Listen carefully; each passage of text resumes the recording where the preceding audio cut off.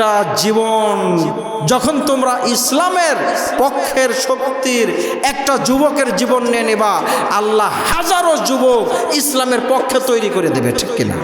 কয়টাকে মারবা, কয়টাকে তোমরা গুলি করবা? দেখেন না ওসমান হাদিকে মেরে ফেললো, তাই না? ভালো কাজ করলো, বলেন? দল মত নির্বিশেষে বাংলাদেশের মানুষ ওসমান হাদির জন্য দোয়া করছে, ঠিক কিনা? একটাকে মেরেছো, হাজারটা তৈরি হয়ে গিয়েছে। এটাই হলো আল্লাহর কারিশমা, আল্লাহর কৌশল, ঠিক কিনা? আউযু বিল্লাহি মিনাশ শাইতানির রাজীম। বিসমিল্লাহির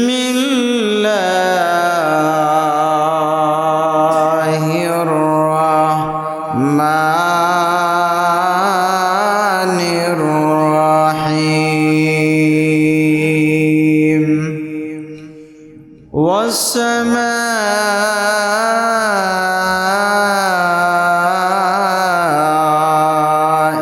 যাতিল বুরুজ ওয়াল ইয়াউমিল মাউ'উদ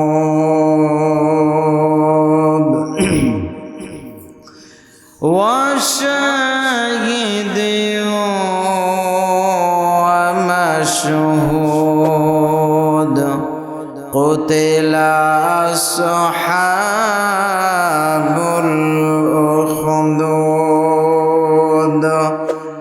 আন-নারি যাতিল ওয়াকুদ إذ هم عليها قعود وهم على ما يفعلون بالمؤمنين شهود.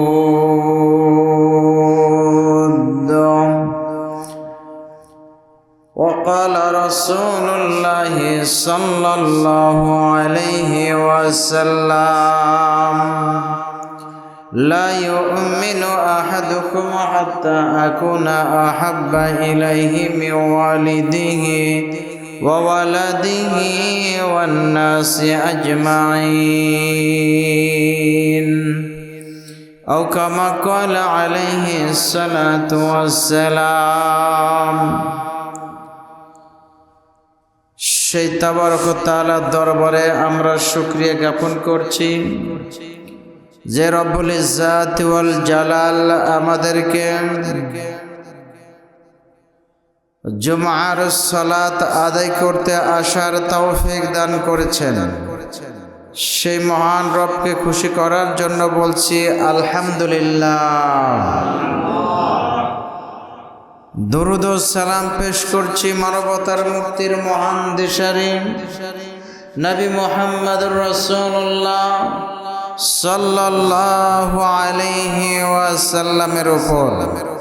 আল্লাহুম্মা সাল্লি আলাইহি আল্লাহুম্মা বারিক আলাইহি। সম্মানিত মুসল্লিবৃন্দ, আমি আপনাদের সামনে কুরআনুল কারীমের থেকে কয়েকটি আয়াতে কারিমা তেলাওয়াত করেছি এবং সহিহ বুখারী মুসলিম মিশকাতুল মাসাবির থেকে একটি হাদিস পড়েছি। আল্লাহ রাব্বুল আলামিন অত্র আয়াতে কারিমা এবং হাদিসের উপরে স্বল্প পরিসরে যতটুকু কথা বলার সুযোগ দান করেন আপনাদেরকে শোনানোর বোঝানোর চেষ্টা করব ইনশাআল্লাহ। পৃথিবীতে হকের পথে চলতে গেলে বাধা বিপত্তি আসবে, এ কথা চিরন্তর সত্য। হকের পথে চলতে গেলে বিভিন্ন ধরনের হুমকি ধামকি আসবে, এ কথা সত্য।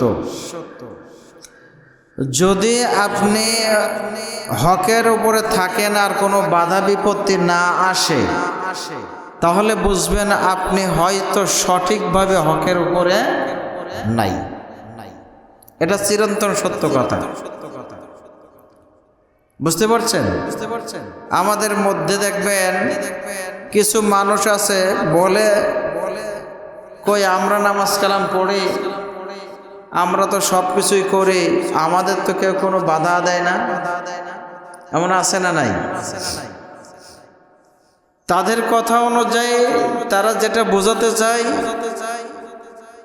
যে নামাজ কালাম পড়ো, আর কিছু করার দরকার নেই, এইভাবে জান্নাতে চলে যাওয়া যাবে।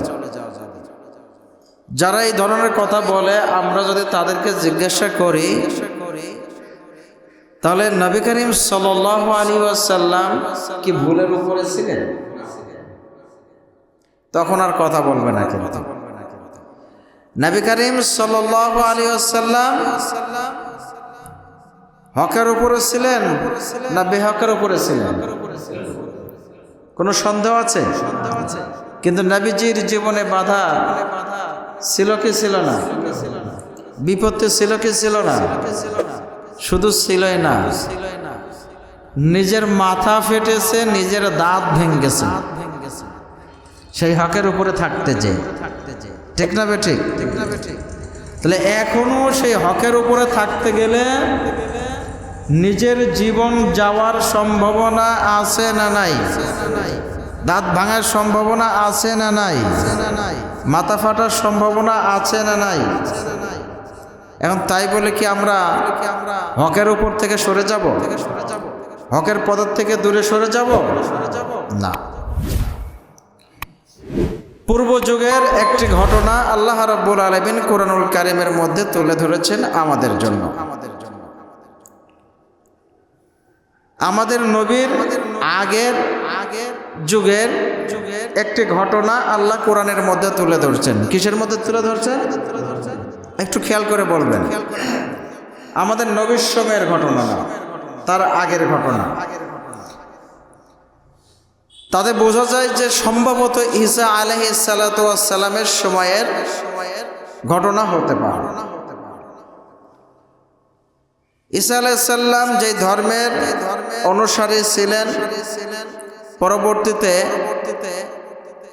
এক শ্রেণীর মানুষ তারা বানিয়ে নিয়েছে খ্রিস্টান ধর্ম। ঠিক কিনা? তো সেই সময়ের একজন বাদশাহ ছিলেন। খুব ভালো করে বুঝবেন, একজন কি ছিলেন? বাদশাহ ছিলেন।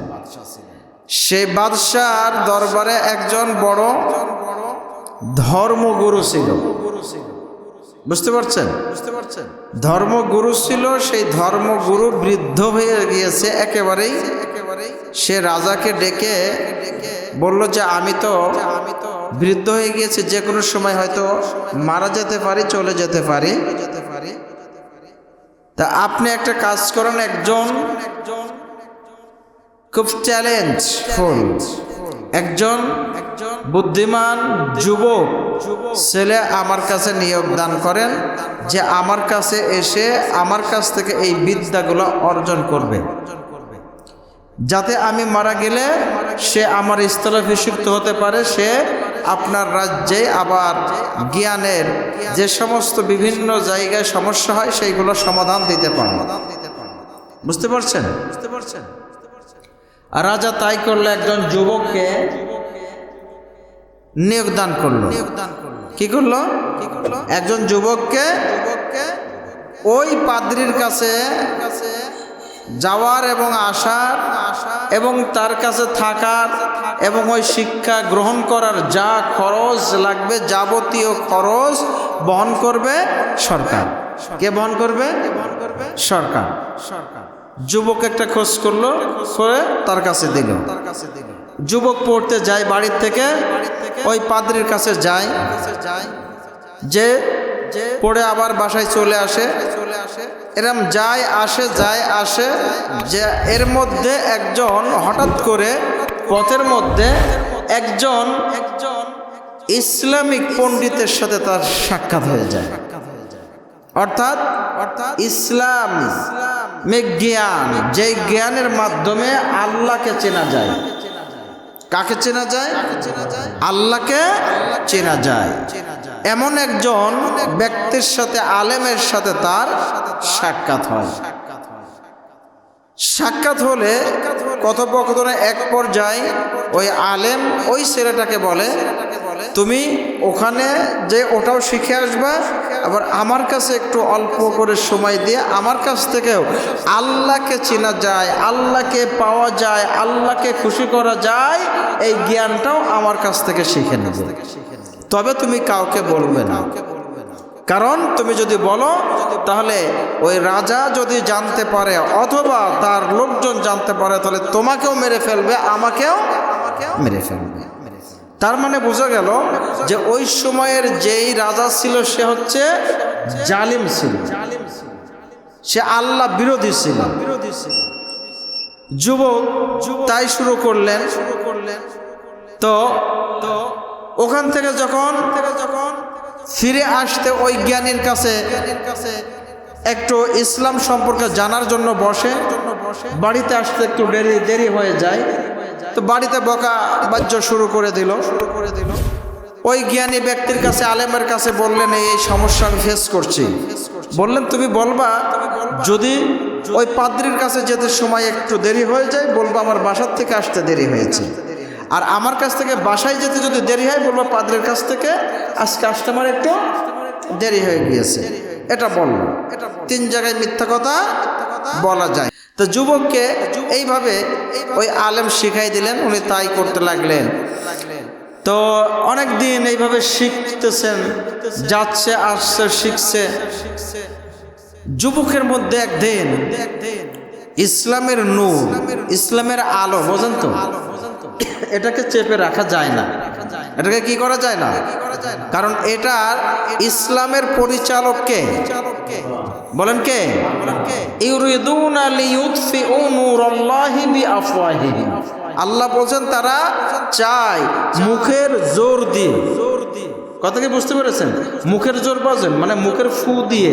এখন আমরা ফু দিয়ে বলবো না, মুখের জোর দিয়ে, মুখের শক্তি দিয়ে তারা ইসলামকে চেপে রাখতে চায়, ইসলামকে ঢেকে রাখতে চায়।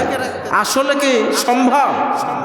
আল্লাহ বলছেন না, আমি ইসলামকে অঙ্কুরিত করবই। যেখানে ওদের ফু শেষ, যেখানে ওদের মুখের জোর শেষ, যেখানে ওদের সব ক্ষমতা শেষ, সেখান থেকে আল্লাহর ক্ষমতা শুরু হয়। সুবহানাল্লাহ। বুঝতে পারেন নাই? তো ওই যুবকের ভিতরে একদিন চিন্তা জাগলো যে আসলে এই আলেমের কাছে যা শিখছে এইটা সঠিক, না ওই পাদ্রির কাছে যা শিখছে ওইটা সঠিক? এটা তো একটু জাস্টিফাই করার দরকার আছে না নাই? এই চিন্তা ভাবনা তার ভিতরে জাগলো। তো এই চিন্তা ভাবনা তার ভিতরে চলছে। এরই মধ্যে ওই রাস্তা দিয়ে যেতে যেতে হঠাৎ একদিন দেখে রাস্তার উপরে বিশাল বড় একটা হিংস্র জন্তু শুয়ে আছে। মানুষজন অনেক ওটাকে দূরীভূত করার চেষ্টা করছে, কিন্তু ওই পশুটা ওই জায়গার থেকে রাস্তাটা ত্যাগ করে কোথাও যাচ্ছে না। ওই যুবক ইতিমধ্যে আসিতেছে, এসে ওই অবস্থা দেখলেন। দেখার পরে উনি হাতে একটা, আমরা যেমন ঢেলা নিই অথবা একটা ইটের কুয়া নিই বা পাথরের একটা অংশ নিলাম, কুয়া যাই হোক, একটা নিয়ে ওই যুবক, তাফসিরের মধ্যে আসছে 2 রকম কথা, যে আগে ওই পাদ্রির নাম নিয়ে, যে যদি পাদ্রির বিদ্যা সঠিক হয়, পাদ্রির শিক্ষা সঠিক হয়, তাহলে আমি এই যে নিক্ষেপ করলাম, জন্তুটাকে সরাইয়ে দাও। নিক্ষেপ করলো, জন্তুটার কোনো কেয়ার করলো না। বুঝতে পারছেন কি? আপনারা কি আমার কথা বুঝছেন? তাহলে একটু হা হু করেন। আমি সুর দিচ্ছি না, কারণ সুর দিলে পরে বোঝানো কষ্ট হয়। আমার কথা কি বুঝতে পারছেন? কোনো প্রতিক্রিয়া দেখা দিল না। এরপরে আবার একটা ধরেন ইটের খোয়া নিল, নিয়ে এবার যুবক এই আলেমের শিখানো জ্ঞানের কথা বলছে যদি আলেমের জ্ঞান দান করা সঠিক হয়, যদি এইটা সঠিক হয়, যদি আল্লাহ যে একজন আছে এটা সঠিক হয়, তাহলে আল্লাহ আমি নিক্ষেপ করছি, তুমি ওই জন্তুটাকে মৃত্যুবরণ করাইয়ে দাও, আমাদেরকে রাস্তা ফাঁকা করার ব্যবস্থা করে দাও। সুবহানাল্লাহ। কার নাম নিলেন? বলেন কার নাম? আল্লাহর নাম নিলেন। নিয়ে যেমন নিক্ষেপ করছে আল্লাহ রাব্বুল আলামিন ওই নিক্ষেপের দ্বারাই পশুটার জীবন হরণ করাই দিলেন, পশুটা মৃত্যুবরণ করবে। এরপরে লোকজন যারা ওই যে রাস্তায় জমায়েত হয়ে গিয়েছিল, রাস্তা পার হতে না পারলে এইদিকেও জাম হয়, এদিকেও জাম হয়ে যায়, যায় কি যায় না? এখন যারা ওখানে জমায়েত হয়েছিল তারা পশুটাকে ধরে রাস্তার থেকে অন্য জায়গায় ফেলে দিলেন, রাস্তা পরিষ্কার হয়ে গেল। এইবার যুবক চিন্তা করলেন সঠিক কোনটা? বলেন সঠিক কোন জ্ঞান? পাদ্রীরটা না আলেমেরটা? তা জাস্টিফাই করা হয়ে গেল। যুবক এবার চিন্তা করলেন আমি আর ওই পাদ্রীর কাছে যাব না, এখন থেকে শুধুমাত্র কেবলমাত্র শিখতেই যদি হয় আলেমের কাছ থেকে যা শিখেছি এইটার উপরেই থাকবো আর এটাই শিখতে থাকবো। সুবহানাল্লাহ। ঠিক একই অবস্থা আমার মাতৃভূমিরও হয়েছিল। কিন্তু এক শ্রেণীর মানুষেরা ইসলাম শিক্ষাকে একেবারে কোণঠাসা করে দিয়েছিল, একেবারে তারা চাইছিল যে ইসলাম বলতে কিছু রাখবো না। রাখছিল কি রাখছিল না? কথা বলেন, আমার কথা বুঝতে পারছেন না? আমরা কলেজে শিক্ষা দিচ্ছি, আমরা বুঝি এগুলো, একেবারে সাইড কাটাই দিয়েছিল যাতে মানুষ ইসলাম জানতে না পারে। জানবে সব জাগতিকতা, জানবে সব এই সপ্তাহ জানলে পরে আমাদের বিরুদ্ধে কিছু বলবে না। কিন্তু আল্লাহ বলছে তোরা যে ষড়যন্ত্র করছিস তোদের থেকে আমি আল্লাহ সবচাইতে বড় কৌশলী। যারা সুবহানাল্লাহ বললেন না রাগ আছে নাকি? বলেন না সুবহানাল্লাহ। বাস ওই যুবক এবার ওই আলেমের কাছে যে বললেন আমি আপনার কাছে শিখবো আর ওই পাদ্রীর কাছে যাব না। আলেম বলছে ফেসল তো পাকাই যাবে, যদি তুমি ওর কাছে না যাও তাহলে তো এটা জানাজানি হয়ে যাবে। বলছে যা হয়ে যায় যাক, আমার জীবন দেওয়ার মালিক কে? আমার নেওয়ার মালিক কে? যুবক স্টেট কাট। ইমান দেখেন কাকে বলে, আল্লাহর জ্ঞানের শক্তি কাকে বলে। এরপরে যুবক ওখান থেকে আসলো, কিন্তু আলেম বললেন যে তুমি আরো কিছুদিন যাওয়া আসা করো, এখনো শিক্ষার অনেক কিছু বাকি আছে। ঠিক আছে। ইতিমধ্যে ওই রাজপ্রসাদে রাজার উজির ছিল। উজির থাকে না, ওই যে এখন পিএস বলে না, বডিগার্ড বলে না, কি যেন বলে কি বলে না, রাজার একজন রাজপ্রসাদের উজির ছিল। তার এই দুই চোখ অন্ধ হয়ে গিয়েছিল। কি হয়েছিল? দুই চোখ অন্ধ হয়ে গিয়েছিল। রাজ দরবারের লোক অনেক বড় বড় ডাক্তার দেখিয়ে তারপরেও চোখের দৃষ্টি ভালো করা যায় না।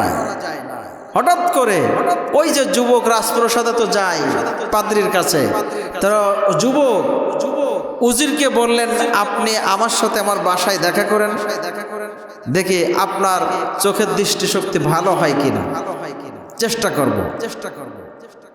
উজির রাজপ্রসাদের থেকে ওই যুবকের বাসায় এসেছে। যুবক আল্লাহর নাম নিলেন। কার নাম নিলেন? বলেন না কার নাম? আল্লাহর নাম নিয়ে বিসমিল্লাহ বলে তার চোখের উপরে হাত বোলাইয়ে দিলেন। আল্লাহ রব্বুল আলামিন ওই আল্লাহর বান্দার দুই চোখের দৃষ্টিশক্তি ফিরাইয়ে দিলেন। এখন চিন্তা করেন, আপনার আমার যদি চোখে দেখতে না পারি, আর যদি আমার আপনার চোখের দৃষ্টিশক্তি ফিরানোর মতো চিকিৎসা কেউ দিয়ে দেয়, তাহলে তার কথা আমি শুনবো কি শুনবো না? যত বড় বাহাদুরি আসুক তার কথা আমি শুনবো না। যে আমার রোগটা ভালো করে দিল আমি তার কথার দিকেই কান দেব, তার কথাটাই আমি গুরুত্ব দেব, ঠিক কিনা? বাস যেমন চোখের দৃষ্টিশক্তি ফিরে এসেছে, সব দেখতে পাচ্ছে, পৃথিবী কত সুন্দর দেখতে পাচ্ছে। এবার জিজ্ঞাসা করছে কত টাকা লাগবে তোমার? বলে আমার কোনো টাকা লাগবে না। তো তুমি ভালো করলে কি করে? বললেন আমি ভালো করার মালিক নয়, মালিক কে? আল্লাহ।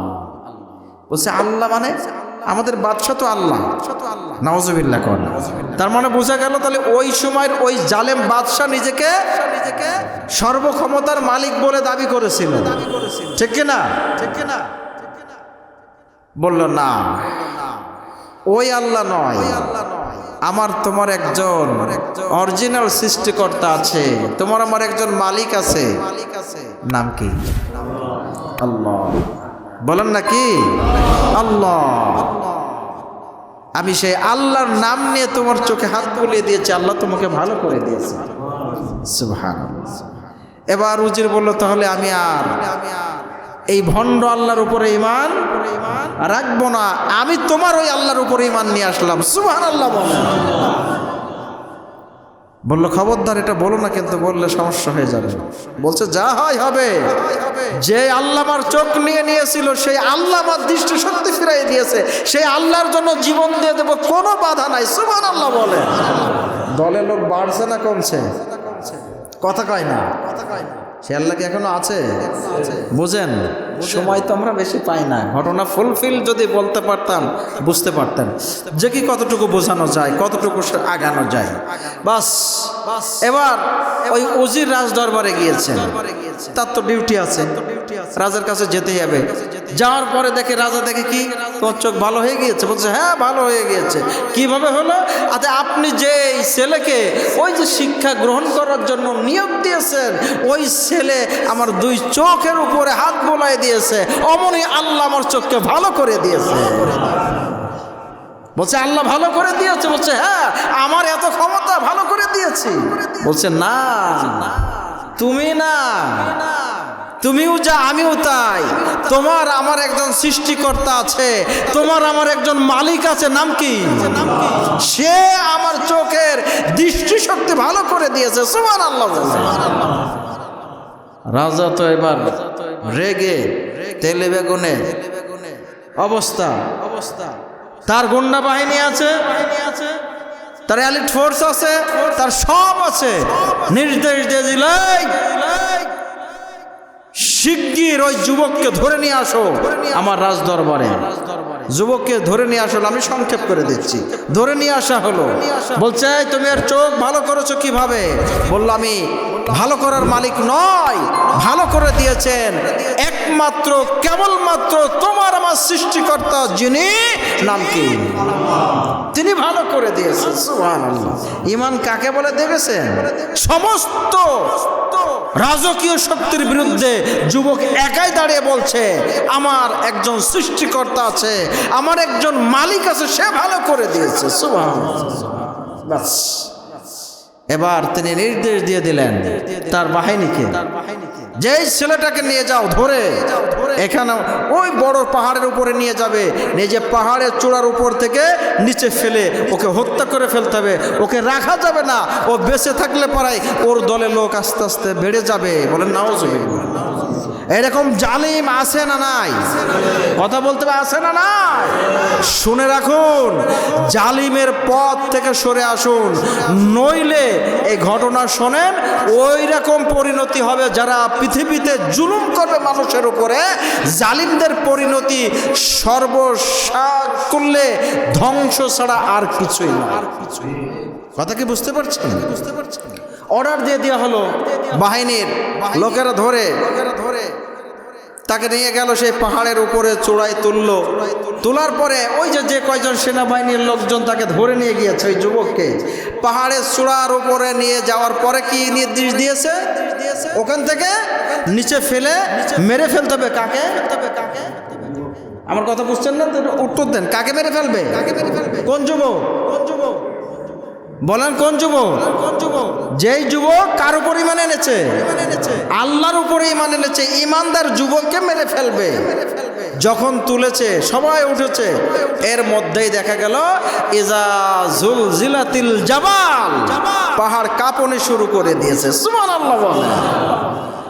পাহাড় যেমন কাঁপনি শুরু করে দিয়েছে, ওই যে জালেম বাদশার যে সকল সৈন্য পাঠাইছিল ওই ইমানদার যুবককে ওখান থেকে ফেলে হত্যা করার জন্য, শাহাদত বরণ করার জন্য যেই সমস্ত জালিমের সৈন্যরা গিয়েছিল ওরাই ওই পাহাড় কাঁপুনিতে নিচে পড়ে সব মারা গেছে।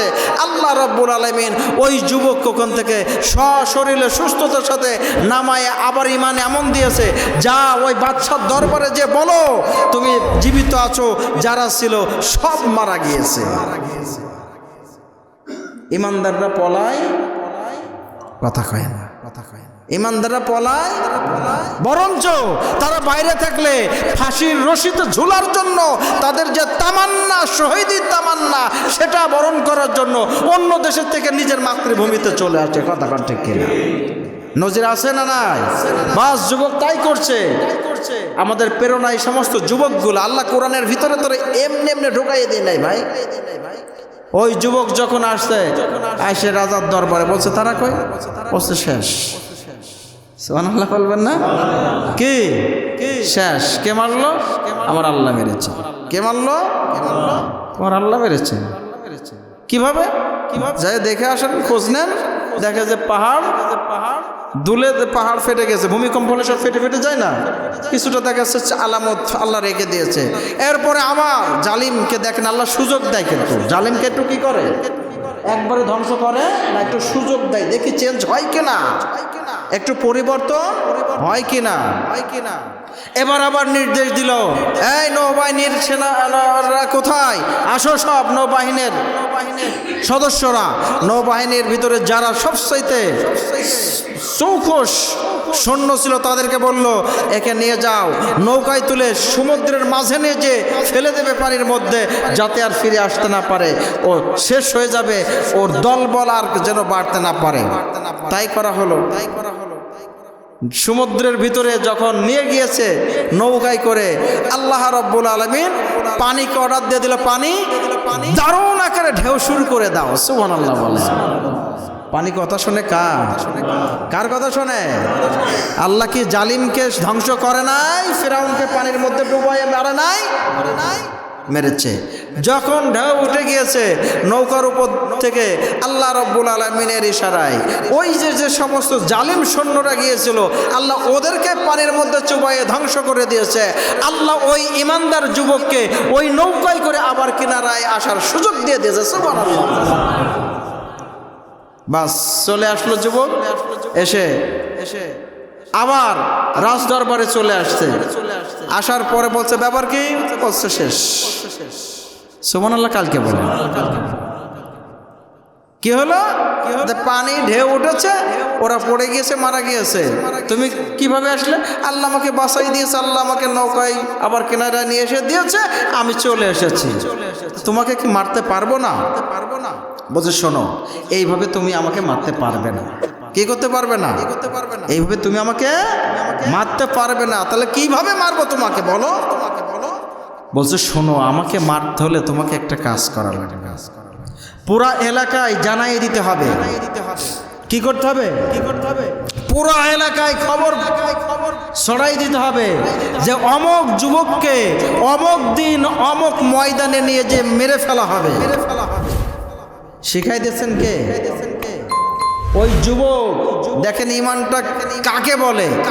বলছে তারপরে আমাকে ময়দানে নিয়ে যে আপনি একটা ধারালো তরবারি নেবেন, নিয়ে আমার গলার উপরে চালাবেন। চালানোর আগে যেই সমস্ত দর্শকেরা দেখতে আসবে আমার মৃত্যু দেওয়ার দৃশ্য, ওদের সামনে আপনি চিৎকার দিয়ে বলতে হবে। আর যখন আপনি ওই তরবারি চালাইবেন ওই সময় বলতে হবে বিসমিল্লাহি রব্বি হাযাল গোলাম। সুবহানাল্লাহ বলে। কার নাম নিতে বলছে? বলেন কার নাম? রাজা কিন্তু বোঝে না যের মধ্যে কি লুকায় আছে। বিসমিল্লাহি কার নাম নিল? বলেন কার নাম? আল্লাহর নাম প্রত্যেক ভালো কাজের শুরুতে নেওয়ার দরকার আছে না নাই? আজকে খাওয়ার সময় দেখেন নিতে পারেন কিনা? খাওয়ার সময় বিসমিল্লাহ যদি আপনি প্রথমে না বলেন, আপনার খাবারের শরীক হয় শয়তান। কে শরীক হয়? যাই হোক, একদিন আমি খাবারের আদব সম্পর্কে আলোচনা করব। আচ্ছা, তাহলে কি হবে? তাহলেই তুমি আমাকে মারতে পারবে, তুমি আমাকে দুনিয়া থেকে বিদায় করে দিতে পারবে। একদম রাজা তো খুশিতে বাকবাকুম, কিন্তু এর যে ফলটা কি হবে এটা কিন্তু চিন্তা করে নাই। কারণ জালিমদের মাথায় সব খারাপ বুদ্ধি আসে, কিন্তু কোনটাই তার ধ্বংস হবে এই বুদ্ধিটুকু আল্লাহ দেয় না, এইটুকু আল্লাহ রেখে দেয়। বুঝতে পারছেন? রাজা তাই করলো, বাস দিনের দিন ওই যুবককে নিয়ে যাওয়া হলো। তার গোত্রের হাজার হাজার মানুষ এসেছে দেখার জন্য। কি দেখার জন্য আসছে? যুবককে বাস যুবক কি শিখাই দিচ্ছে? কথা কয় না, বলেন না, কি শরম থাকছে না? কি শিখাই দিয়েছে? যখন ছুরি চালাইবা তখন কার নাম নিতে হবে? আল্লাহর নাম নিতে হবে। বিসমিল্লাহি রাব্বি হাযাল গোলাম, অর্থাৎ আমি আল্লাহর নামে শুরু করছি। এই কোন আল্লাহ? যে আল্লাহ হচ্ছে এই যুবকের মালিক, এই যুবকের রব। তিনি কে? তাহলে এই কথা যদি জনগণ শোনে, জনগণ কি রাজার পক্ষে থাকবে না ওই যুবকের মালিকের পক্ষে চলে যাবে? কোন দিকে বলেন? কথা কি বুঝতে পারছেন? বাস তাই যখন করা হলো, লোকজন এটা শুনলো, দেখলো, দেখার পরে তখন সবাই এক বাক্যের সিদ্ধান্ত নিল যে আমরা এতদিন ভুল বুঝেছিলাম, এতদিন আমরা বাতিলের উপরে ছিলাম, এতদিন আমরা খারাপের মধ্যে ছিলাম, এতদিন আমাদের সঠিক বোঝার সুযোগ দেওয়া হয় নাই। আজকে আমরা সঠিক বুঝেছি, আজকে আমরা সঠিক জেনেছি, আমরাও সবাই ঈমান নিয়ে আসলাম ওই যুবকের মালিকের উপরে, ওই যুবকের রবের উপরে, ওই যুবকের আল্লাহর উপরে। সবাই পড়লেন লা ইলাহা, বলেন না লা ইলাহা। রাজা দেখছে ব্যাপার কিরে, যেই জন্যকে মেরে ফেলা হচ্ছে, মেরে ফেলা হলো, আর তার মারার পরে সব আমার বিপক্ষে চলে গেল, ইমানদার হয়ে গেল, আমাকে ক্ষমতা চলে যাবে। রাজা তার ওই যে বাহিনীর কিছু বিপদগামী থাকে, মনে করে যে হয়তো এখন আরো পাবো, হয়তো ভালো হয়ে যাব, আমরা ক্ষমতা আবার পাবো, এরকম একটা চিন্তার ভিতরে থাকে। কিন্তু বুঝতে পেরেছেন? কিন্তু বোঝে না যে না, আল্লাহ ধ্বংস, আল্লাহ ধরেছে। আল্লাহ ধরাটা সহজে ছাড়ে নাকি? ইন্না বাদশা রব্বিকা লাশাদীদ, আল্লাহ ধরা বড়ই কঠিন। আল্লাহ যদি কাউকে ধরে বুঝবেন আর ও ছাড় পাবে। বাস সব যখন ঈমান নিয়ে আসলো দর্শকেরা, এবার তার বাহিনীর, তার আনুগত্য যারা ছিল তাদেরকে বললে সব বড় বড় মাটির গর্ত কাটো, আগুন জ্বালাও। আমি সংক্ষেপ করে বলে দিচ্ছি, আগুন জ্বালাও। জ্বালানো হলো। এবার ওই যে যারা ঈমান নিয়ে আসছে তাদেরকে সব ধরে ধরে ওই আগুনের গর্তের মধ্যে সব দিয়ে মেরে ফেলার নির্দেশ জারি করলো ওই সময়ের ওই তৎকালীন জালিম বাদশা। বলে নাউজুবিল্লাহ। প্রিয় ভাইয়ের আমার, আল্লাহ সেই জন্য বলছে ওমা নাকামু মিনহুম ইল্লা আইয়ুমিনু বিল্লাহিল আজিজিল হামিদ। তাদের কোনো অপরাধ ছিল না, একটাই অপরাধ তাদের ছিল, তারা মহাপরাক্রমশালী আল্লাহর উপরে ঈমান নিয়ে এসেছিল। সুবহানাল্লাহ। সুতরাং আমরাও বলতে চাই, একটা জীবন যখন তোমরা ইসলামের পক্ষের শক্তির একটা যুবকের জীবন নিয়ে নেবা, আল্লাহ হাজারো যুবক ইসলামের পক্ষে তৈরি করে দেবে। ঠিক কিনা? কয়টাকে মারবা, কয়টাকে তোমরা গুলি করবা? দেখেন না ওসমান হাদিকে মেরে ফেললো, তাই না? ভালো কাজ করলো, বলেন? দল মত নির্বিশেষে বাংলাদেশের মানুষ ওসমান হাদির জন্য দোয়া করছে। ঠিক কিনা? একটাকে মেরেছ, হাজারটা তৈরি হয়ে গিয়েছে। এটাই হলো আল্লাহর কারিশমা, আল্লাহর কৌশল। ঠিক কিনা? সুতরাং আমরা এখান থেকে বুঝতে চাই, আমরা বুঝাতে চাই, আমরা শিক্ষা নিতে চাই। আমরা জালিমের পথে থাকব, জুলুম যারা করে জালিমদের সাথেও আমরা থাকবো নাকি? শুনুন, একটাকে মারবেন, মনে করেন আমাকে মারলেন, আমাকে মারবেন, এরকম হাজারটা আল্লাহ তৈরি করে দিবে। কয়টাকে আপনি ঠেকাবেন? ঠেকাইতে পারবেন? এই ঘটনা তার বাস্তব প্রমাণ। এক পর্যায়ে যখন ওর ভিতরে নিয়ে আসছে, ধরে ধরে নিয়ে আসছে, একজন মা আসলো লাস্টে। যখন একজন ব্যক্তি জুলুমের সর্বোচ্চ সীমানায় পৌঁছায় যায়, তার এই দৃষ্টিশক্তি অন্ধ হয়ে যায়। কি হয়ে যায় বলেন?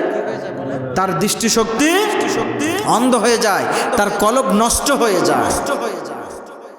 ওই মার কোলে দুধের বাচ্চা ছিল, তার 3টা সন্তান ছিল, একটা বড় আর একটা দুধের শিশু।